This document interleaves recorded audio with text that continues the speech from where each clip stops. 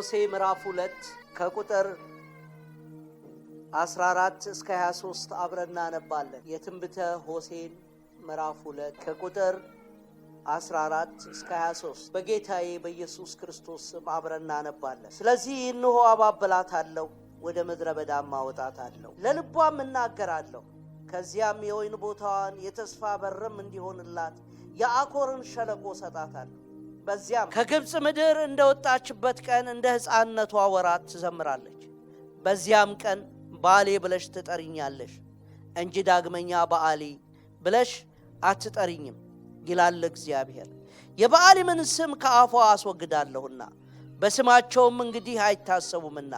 በዚያም ቀን ከምድር አራዊት ከሰማይ ወፎች ከመሬትም ተንቀሳቃሾች ጋር ቃል ኪዳን አደርግላቸዋለሁ። ቀስትንና ሰይፍን ሰልፍንም ከምድር ሰብራለሁ። ተከልለውም እንዲኖሩ አስተኛቸዋለሁ። ለዘላለም ለእኔ እንድትሆኚ አጭቼሻለሁ። በጽድቅና በፍርድ በምሕረትና በርኅራኄ አጭቼሻለሁ። ለእኔም እንድትሆኚ በመታመን አጭቼሻለሁ። አንቺም እግዚአብሔርን ታውቂያለሽ። በዚያም ቀን እመልሳለሁ ይላል እግዚአብሔር። ለሰማይ እመልሳለሁ፣ ሰማይም ለምድር ይመልሳል። ምድርም ለእህልና ለወይን ጠጅ ለዘይትም ትመልሳለች። እነርሱም ለእስራኤል ይመልሳሉ። በምድርም ላይ ለእኔ ዘራታለሁ፣ ምሕረትም የሌላትን እምራለሁ። ሕዝቤም ያልሆነውን አንተ ሕዝቤ ነህ እለዋለሁ፣ እርሱም አንተ አምላኬ ነህ ይለኛል። አሜን። የዘላለም አምላክ ያው እግዚአብሔር በናዝሬቱ ልጅ በኢየሱስ ስም እናመሰግንሃለን፣ እናከብርሃለን። ስምህ የተባረከ ይሁን። ከፍ በል እግዚአብሔር የዘላለም ቅዱስ ሆይ፣ አሁንም በዚህ ጉባኤ ላይ ድምፅህ ይንሰራፍ። የቃልህ በርታት በእኛ ላይ ይለፍ። የሚያስጥለውን ያስጥል፣ የሚታደገውን ይታደግ፣ የሚፈውሰውን ይፈውስ፣ የሚያነሳውን ያንሳ፣ የሚያቀናውን ያቅና፣ የሚያስተካክለውን ያስተካክል። በኢየሱስ ስም መንፈስ ቅዱስ ሆይ ተማጸነ። ፍቃድህን ፈጽም፣ እራራልን በክርስቶስ ኢየሱስ ስም አሜን። ጌታ ይባርካችሁ። ዛሬ የምንከፋፈለው እግዚአብሔር ወገኖች ሆይ ስለ የሚሰማ ድምፅ ነው የምንነጋገረው። እግዚአብሔር ሲናገር ወገኖች ሆይ ይሰማል። መጽሐፍ ቅዱስ ሲናገር ዘፍጥረት ላይ አዳም ኃጢአትን ከሰራ በኋላ ወገኖች ሆይ ተሸፈነ፣ ሄዶ ጫካ ውስጥ ተደበቀ ይላል መጽሐፍ። ነገር ግን አዳም ሆይ ወዴት ያለ ሲለው አዳም በኃጢአት ውስጥ እያለ እንኳን የእግዚአብሔርን ድምፅ ሰማ። እግዚአብሔር ሲናገር ወገኖች ሆይ የማይሰማ የለም። አሜን። የሚሰማ ድምፅ የእግዚአብሔር ብቻ ነው። ኢየሱስ ክርስቶስ ሲናገር እንደዚህ አለ፣ ሙታን የእግዚአብሔር ልጅ ድምፅ የሚሰሙበት ሰዓት ደርሷል፣ አሁንም ነው አለ። ክብር ለእግዚአብሔር ይሁን። ስለዚህ ወገኖች ሆይ እግዚአብሔር ሲናገር ይሰማል። አንዳንዴ እኛ እየተናገርን ነው ማንሰማው። ስለዚህ ወገኖች ሆይ እግዚአብሔር ድምፃችንን እንደ ድምፁ እንዲያረገው ያስፈልጋል። ለዚህ ነው ኤርምያስ የምንወደው ክፍል አለ ምዕራፍ 15 ላይ እንደዚህ ይላል፣ የተከበረውን ከተዋረደው ብትለይ እንደ አፌ ቃል ትሆናለህ፣ ብትመለስ እመልስሃለሁ ይላል። እነርሱ ወደ አንተ ይመለሳሉ እንጂ አንተ ወደ እነሱ አትመለስም። ለዚህ ሕዝብ የተቀጠረ የናስ ቅጥር አድርጌሃለሁ አለው። አንተ ብትለይ እንደ አፌ ቃል ትሆናለህ። ለዚህ ነው ኤርምያስ ላይ ትነቅላለህ ትተክላለህ አለው። ወገኖች ሆይ እግዚአብሔር አምላክ የድምፁ መገለጫ ያደርገን። ክብር ለእግዚአብሔር ይሁን። ስለዚህ አንዳንዴ ዛሬ ቀና የምንልበት የእግዚአብሔር ድምፅ ወገኖች ሆይ ሲመጣ የማይሰማ የለም። አሜን ነው ወይ? ሆሴ የታወቀ ነው። በሆሴ ዘመን የሚገርማችሁ ዘመን ነው። ሆሴ በጣም ከነቢያት በሙሉ ሆሴና ኢሳያስ ይገርሙኛል። ሆሴ ሂድና የታወቀችውን አመንዝራ ሴተኛ አዳሪ ሰው አገባል። ሄዶ ያችን ሴት አገባል። ስለዛች ሴት ግልሙትና ሆሴ የእግዚአብሔር ነገር ለምን ስለ ምድሪቷ ስለጎለመተች ከእግዚአብሔር ተፋታ ከበአሊም ጋር ስለተጋባች በአሊም እንደፈለገ ስለሚያስከረክራት ስለዚህ የዛ ስሜት መልእክት እንዲገባው ሆሴ ላይ እግዚአብሔር አምላክ መጣ። ሂድና አግባት አለው አመንዝራውን ሴት ሄዶ አገባ። ካገባ በኋላ በተለይ ሁለተኛውና ሶስተኛውን ልጅ ስም ሲያወጣ እግዚአብሔር ምሕረቴን ከሷ አርቄያለሁ አለ። ምሕረቴን ምን ብያለሁ አለ? ከሷ አርቄያለሁ። ምድሪቷ ከእግዚአብሔር ምሕረት ውጪ ነው፣ ከዛ ውጪ ነው ብሎ የሁለተኛዋን ስም ሲጠራት እንደውም ምንድነው ያለው? ሎርሃማ ማለት ከእግዚአብሔር ምሕረት ውጪ የሆነች። ሁለተኛዋ ደግሞ የሚለው ስሟን እንዲህ ብለህ ጥራው ይለዋል። ሉዓሚ ብለህ ጥራው። እሱ ደግሞ ሕዝቤ አይደለችም አምላካቸው አይደለሁም ያለበት። እስራኤል እግዚአብሔርን ማምለክ የተከለከለበት ዘመን ነበር። ሉዓሚ በላት። እስራኤል በእንዲህ አይነት ጉልሙትና ነበር የተዘጋጀው። በዚያን ዘመን መጥቶ እግዚአብሔር ምሕረት ውጪ የሆነችውን ከእግዚአብሔር አምላክነት ከእግዚአብሔርን ማምለክ ከወጣችበት ቦታ አሁን ወደ ምድረ በዳ ወስዳታለሁ አለ። አቤት እግዚአብሔር ሲያከበት! ድምፁን ማሰማት እግዚአብሔር ብቻ ነው የሚችለው። ከዛራ ወደ አባብላታለሁ፣ ወደ ምድረ በዳ እወስዳታለሁ፣ ለልቧም እናገራለሁ አለ። ክብር ለእግዚአብሔር። ወገኖች ሆይ አንዳንዴ ነገራችሁ ሰው ልብ ጋር ካልደረሰ እግዚአብሔር በነገሩ ላይ እንዲናገር እግዚአብሔር ወደዛ ሰው ልብ ወደዛ ሰው ልብ እግዚአብሔር ድምፁን እንዲያሰማ እግዚአብሔርን መማፀን ይሻላል እንጂ የራሳችሁን የኃይል እርምጃ አትውሰዱ። አሜን ነው ወይ? አሜን ነው ወይ? ስለዚህ እግዚአብሔር ለዚች ለገለሞተች ምድር እንደዚህ አለ፣ እኔ አባብላታለሁ አለ። ወደ የት ቦታ ድምጼ እንደምትሰማ።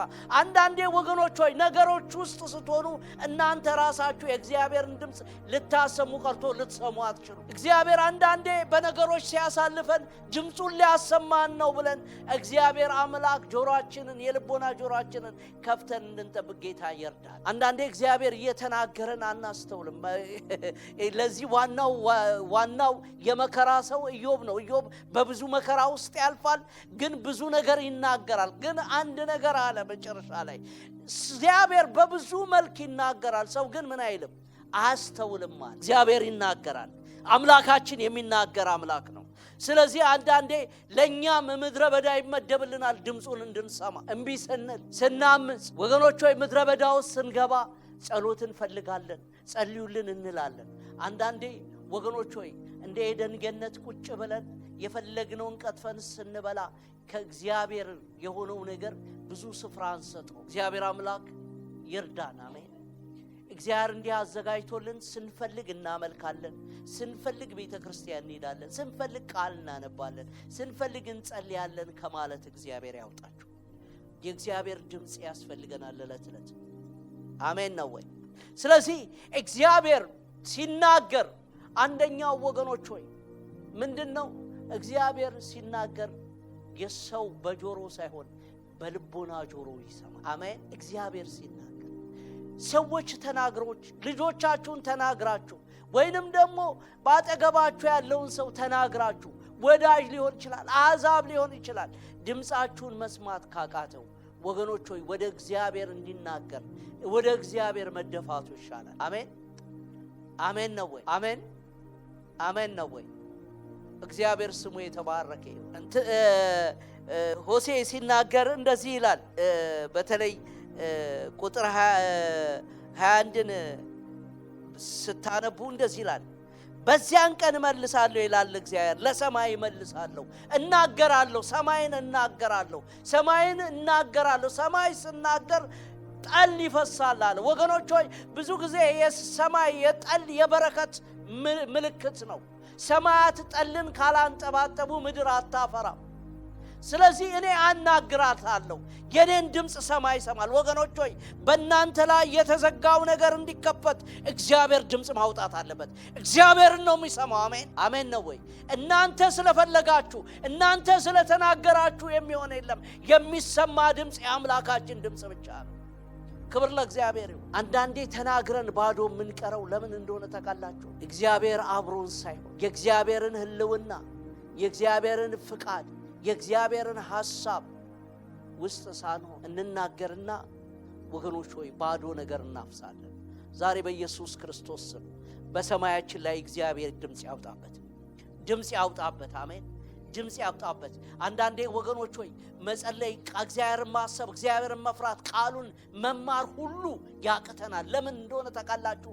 ጠል ሲከለከል እንደርቃለን። ዛሬ እግዚአብሔር አምላክ በኢየሱስ ክርስቶስ ስም የሰማያችንን ያናግረው፣ ሰማያችንን ያናግረው። የእግዚአብሔር ጠል ያገኘን፣ የእግዚአብሔር ጠል ያገኘን።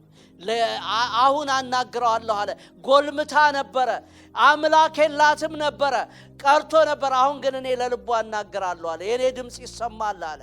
ወገኖች ሆይ አዳም ኃጢአት ሰርቶ እንኳን ወገኖች አሕዛብ ሳይቀር ድምጻችንን የሚሰሙበት ዘመን አሁን ነው። ኢየሱስ ጌታ ነው። እኛ የእግዚአብሔርን ድምጽ ማውጣት አቅቶን ነው እንጂ የእግዚአብሔር ድምጽ ይሰማል። ክብር ለእግዚአብሔር ይሁን።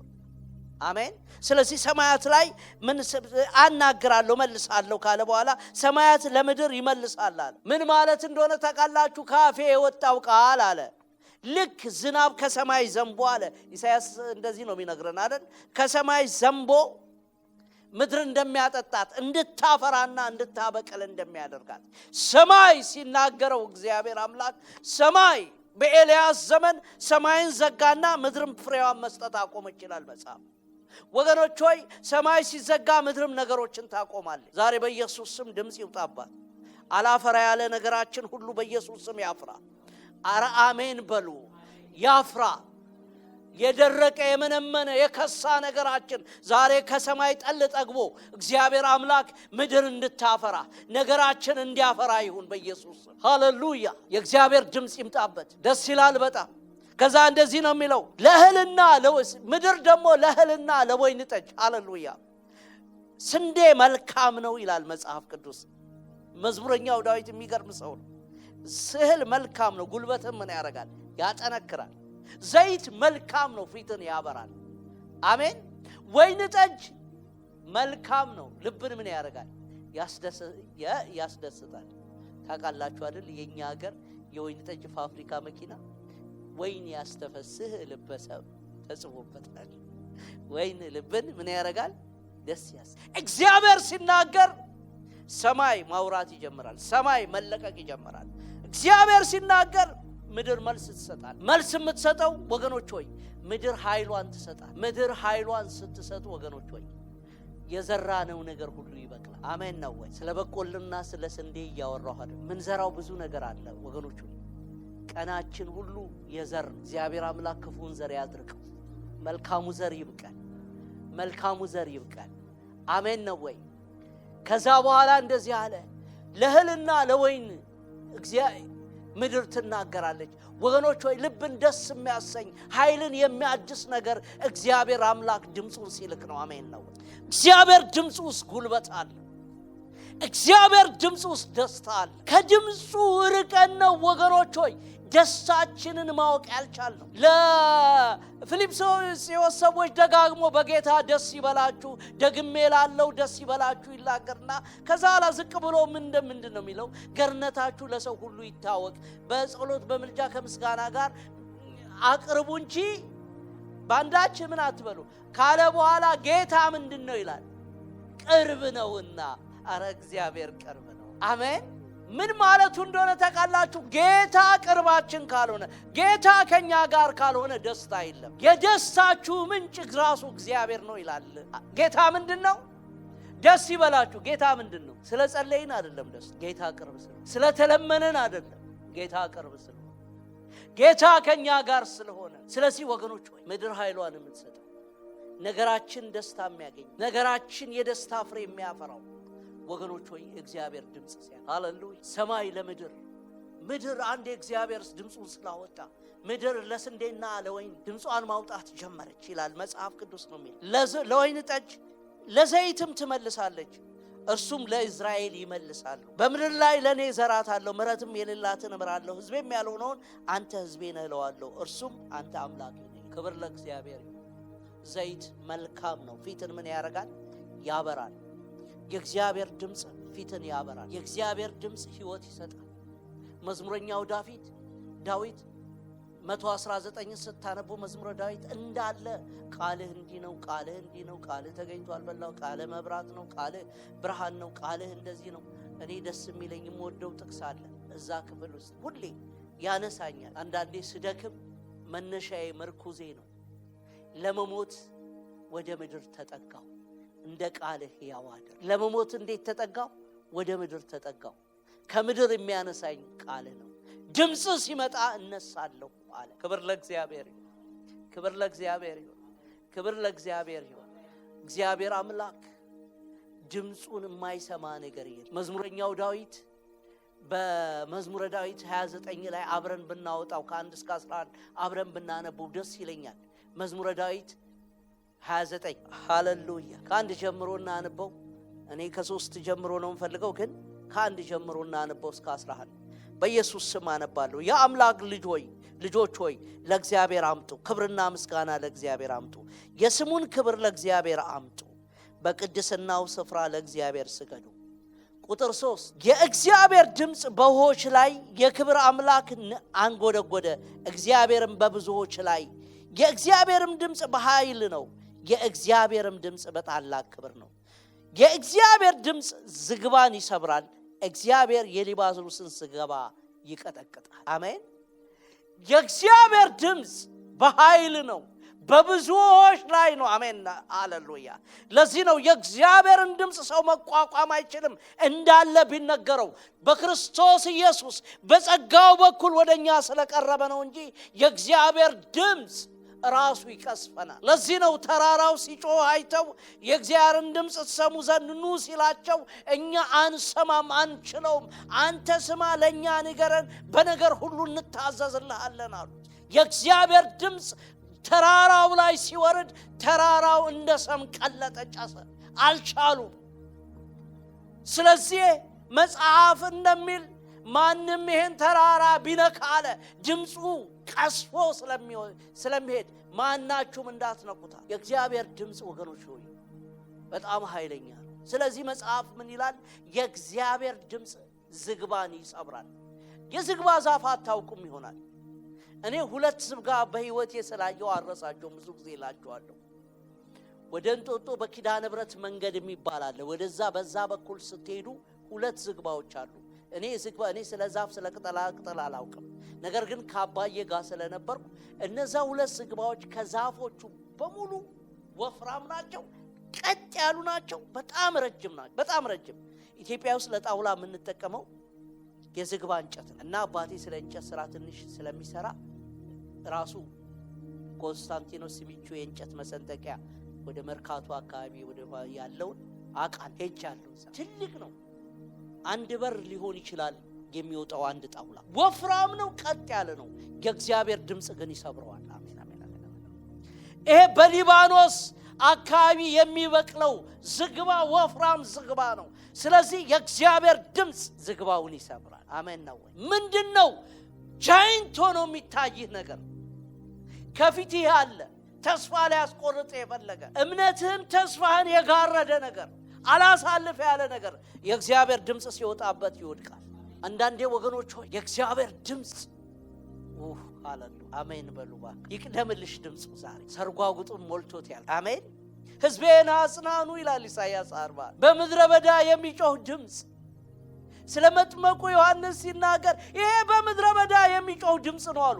ሰዎች ምድረ በዳ ድረስ ድምጹን ፈልገው ይመጣሉ። ሲመጡ እንኳን ደህና ስብከት አይሰሙ። እናንተ የፉኝት ልጆች የመዳንን መንገድ ማን አሳያችሁ? ቀናባቸው። ማን ወደዚህ ተቆማችሁ? የእግዚአብሔር ድምጽ አስፈላጊ ነው። ለከተማ ለአገር የእግዚአብሔር ድምጽ አስፈላጊ ነው። ለቤታችን የእግዚአብሔር ድምጽ አስፈላጊ ነው። አሜን። ዛሬ በኢየሱስ ስም በህይወት በኑሯችን ድምጹ ኃይል ያደርግ። ስለዚህ ቁጥር 6 ላይ እንደዚህ ይላል፣ የእግዚአብሔር ድምጽ ዝግባን ይሰብራል፣ እግዚአብሔር የሊባኖስን ዝግባ ይቀጠቅጣል ካለ በኋላ ቁጥር 6 እንደ ጥጃ ሊባኖስን አንድ ቀንድ እንዳለው አውሬ ልጅ ሰሪዮንን ያዘልላቸዋል። በጣም የሚገርም ነው። ሊባኖስ ቀላል ቦታ አይደለም። ሊባኖስ ዛሬ አገር ነው። የእግዚአብሔር ድምጽ ግን ያዘልላቸዋል። አሜን። አገርን ዋይ ሻካቱ ታታያለስ ጃማኑ እግዚአብሔር ለእስራኤል ትንቢት ተናገረ። ነገ በዚህ በሰማርያ ብሎ ትንቢት ተናገረ።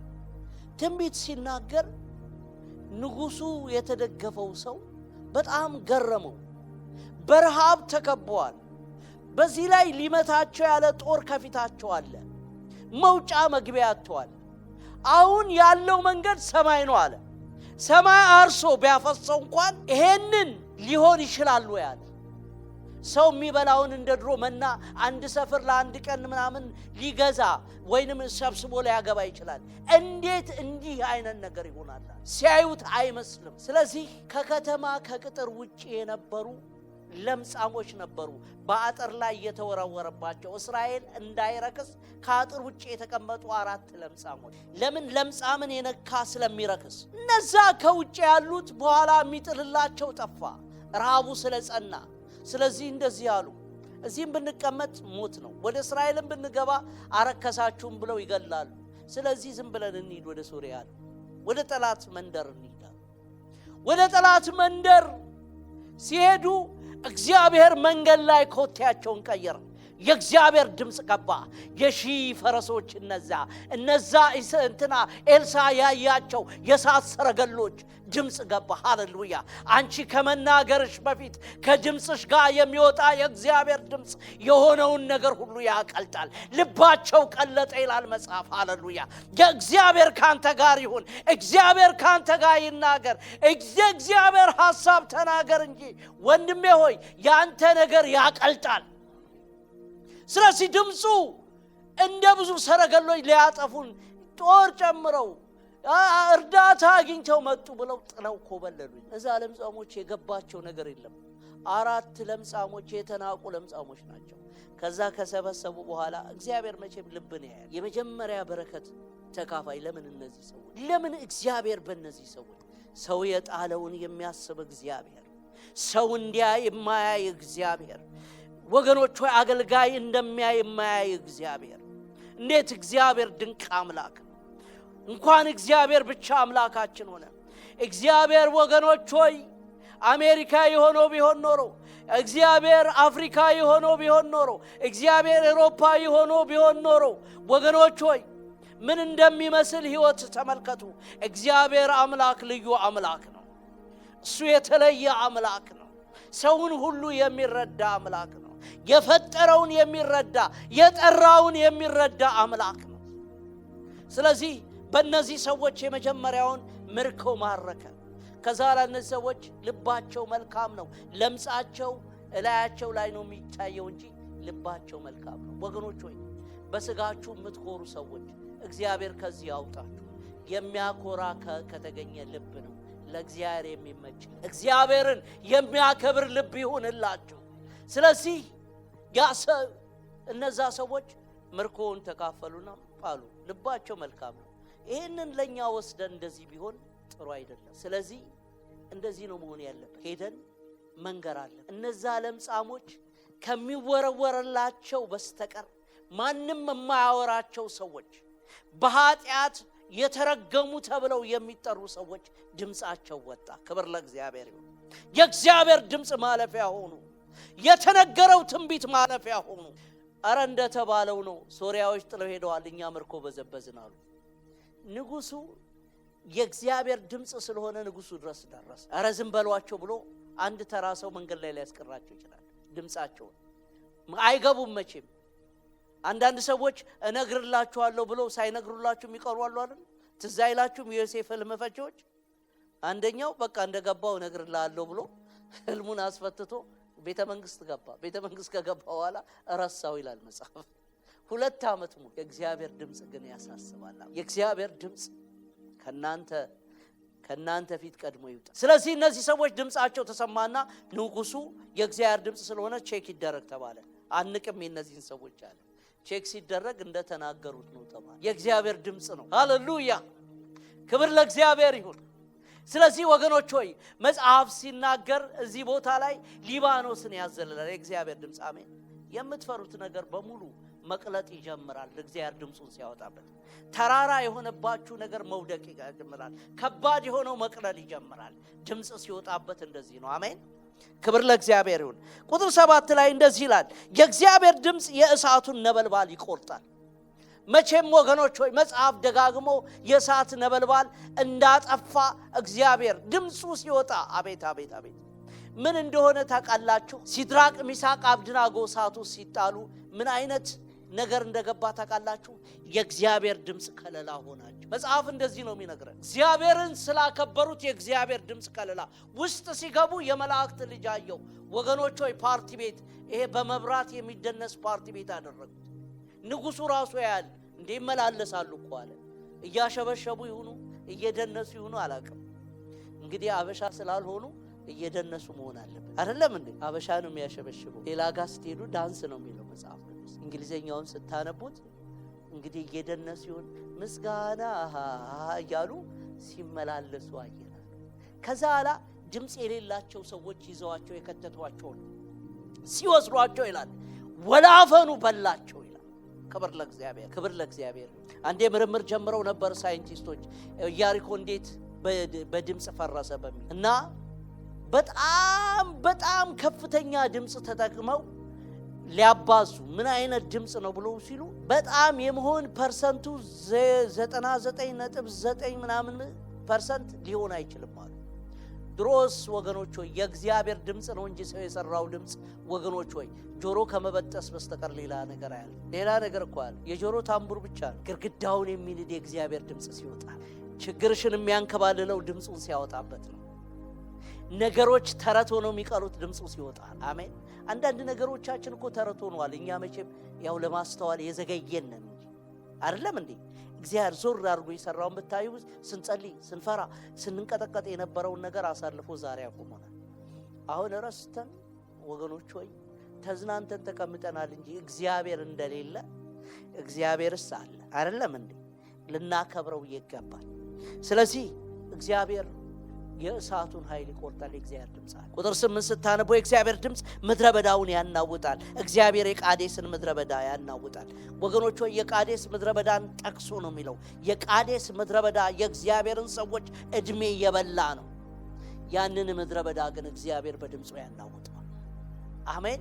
ያንቺን እድሜ እንዳይውጥ፣ ያንቺን ዘመን እንዳይውጥ፣ ያንቺን የተስፋ ቃል ይዘሽ ተውጠሽ እንዳትቀሪ እግዚአብሔር ድምፁን ያወጣል። የእግዚአብሔር ድምፅ ሲመጣ ቀላል ነው። ምድረ በዳው ወገኖች ወይ እንደምናምን ያል አንዳንዴ ሰው አይገባል።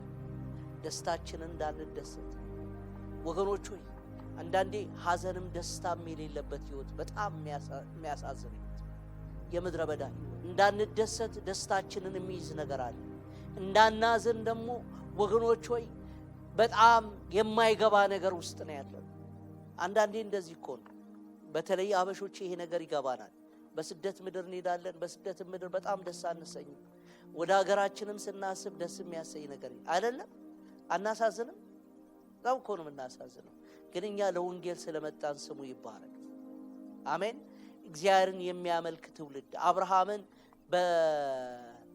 ከነአን ውስጥ እያዘዋወረ ድንኳኑን ተክሎ እግዚአብሔር እንዳከበረ እግዚአብሔር እያዘዋወረ ስሙን የሚያከብርብን ሰዎች ስላደረገን ስሙ የተባረከ።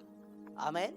ስለዚህ ወገኖች ሆይ ምድረ በዳሽን ከንቱ የሚያደርግ ምድረ በዳን እንዳልነበረ የሚያደርግ የእግዚአብሔር ድምፅ የቃዴስን ምድረ በዳ እግዚአብሔር አምላክ በድምፁ ያናወጠው። ክብር ለእግዚአብሔር ይሁን። አሜን። የእግዚአብሔር ድምፅ ዋላዎችን ያጠነክራል፣ ጫካዎችን ይገልጣል። የእግዚአብሔር ድምፅ ዋላዎችን ያጠነክራል። ዋላ በጣም ጠንካራ ነው። በተራሮች ላይ መራመድ የሚችል ዋላ ብቻ ጠንካራ ነኝ ከሚለው በላይ የእግዚአብሔር ጉልበት ያጠነክራል። አሜን። አንድ ምስጢር ልንገራችሁ። እኔ ብርቱ ነኝ አትበሉ። ብርቱ የሆነው እሱ። አሜን አሜን። ማርያም እንደዚህ ነው ያለችው። ብርቱ የሆነው እርሱ እግዚአብሔር ነው። ባንቺ ላይ ሲመጣ ብርቱ ምትሆኝ ድምፁ ያጠነክራል። ድምፁ ምን ያደርጋል? ያጠነክራል። ከዋላ እግር ይልቅ ዋላዎችን የሚያጠነክር እግዚአብሔር አምላክ ያጠነክራል። አሜን ነው ወይ? እግዚአብሔር አምላክ ድምፁ ጫካዎቻችንን ይገልጣል። አሜን ነው። አላሳልፍ ያሉ ጫካ ዛሬም እግዚአብሔር ተናግሮናል። አሜን። ለመጋረጃ ያለ ነገር ወደ ነገራችን እንዳናይ እኛም እንዳንታይ የሚከልለን ነገር እግዚአብሔር አንስቶታል። አሜን። በጣም ነው እኮ የሚገባን። እኛ ይሄ ነገር ይገባናል። የሚከልል ነገር አሁን እያየዋችሁ ነው። እዚህ ጋር ሆኜ ሳያችሁ እናንተም ስታዩ ትክክል ነው እንዴ? የሆነ ነገር የሚከልል አለ አይደል? እግዚአብሔር አምላክ የሚከልለንን ያነሳል። ጫካን ይገልጣል ድምፁ። አሜን። ጫካ የነገሮች መሰወሪያ ነው። ሰውም ሲደክም ጫካ ነው የሚገባው። ነገሮችም ሲደበቁ ጫካ ውስጥ ነው የሚደበቁት አይደል? እኛ አፍሪካውያኖች በዚህ ነገር እናውቃለን። ጀርመን ሀገር ትንሽ ጫካ ሄዳችሁ ከተማ ነው የምታዩት። እኛ ጋር ጫካ ሄዶ ጫካ አይደለም፣ ጫካ ሄዶ ጫካ ነው። እንደውም ወደዚህ ጋር አሉ ተብሎ ያሳዩናል። አሁን በኢንተርኔትም ሲያዩ ሀገሪቷ ብቻ ቤት የሌላት ነው በእውነት። እኛ ጋር እኮ አዲስ አበባ ብቻ ተከምሮ አይደል? አንዴ እኔ አስመራንም አይቻለሁ፣ ትግራይንም አይቻለሁ። ከተማው ዳሩ ምድረ በዳ ነው፣ ምንም ሰው የለም። ብዙ መውለድ ያስፈልጋል። ለምትወልዱ ነው ለጀነሬሽን። ክብር ለእግዚአብሔር አሜን። ስለዚህ እግዚአብሔር የጥዋትን ውሃ ሰብስቦ በቃሉ ያቆማል ይላል። እግዚአብሔር ለዘላለም ሆኖ ይቀመጣል። ወገኖች ሆይ የእግዚአብሔር ድምፅ የማይሰማ የለም። መልእክቴ የሚሰማ ድምፅ የእግዚአብሔር ድምፅ። አትታበዩ፣ በኩራትም አትናገሩ። እኔ ካልተሰማሁ አትበሉ። ካልሰሟችሁ አንድ ትልቅ የእግዚአብሔር ሰው አብሮን ብዙ ጊዜ የህይወቱ አሻራ በእኛ ህይወት አለ። ጋሽ ተወልደ አንዴ እየጸለየ የሚናገራቸው ነገሮች በሙሉ አስተማሪዎች ናቸው እና እየጸለየን አንድ ነገር ተናገረ። እኔ ሚስቴ ልጆቼ አልሰማ ሲሉ ምን አድርጌያለሁ ጌታ ሆይ ብዬ ጌታ ጋር ማለቅሰው። ምን ነው ሞገሳ ለምን አልተሰማሁም? አበሻ ለምን አልተሰማሁም? ለምን የኔ ነገር አልተሰማ? ለምን እኔ እንደምፈልገው አልሆነ? የሚሰማ ድምፅ የእግዚአብሔር ድምፅ ብቻ። የሚሰማ ድምፅ ዘልቆ ሰው ህይወት የሚገባ ዘልቆ ችግራችን የሚገባ ዘልቆ ምድረ በዳችን ላይ የሚገባ ዘልቆ የሚገባ ድምፅ የእግዚአብሔር ድምፅ ነው። ዛሬ በኢየሱስ ስም ድምፁ ይቅደማችሁ። ድምፁ ከእናንተ ጋር ይሁን። ድምፁ ምድረ በዳችሁን ያለምለም። ድምፁ ይጋርዳችሁ።